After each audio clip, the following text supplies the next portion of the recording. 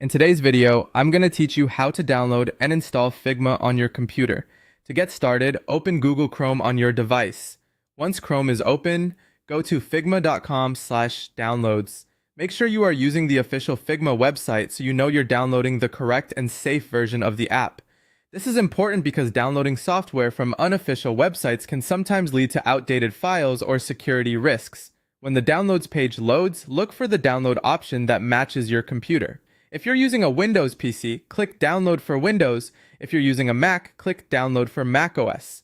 The file should begin downloading automatically in Chrome, and depending on your browser settings, you may see it appear at the bottom of the window or inside your Downloads folder.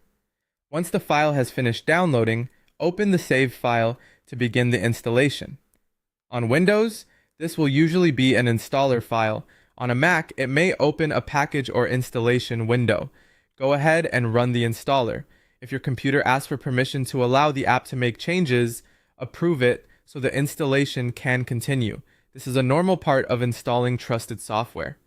Next, simply follow the prompts shown on your screen. These prompts will guide you through the installation process step by step. In most cases, you won't need to change anything unless you have a specific preference for where the app should be installed. Just continue through the setup until you reach the final confirmation and complete the install.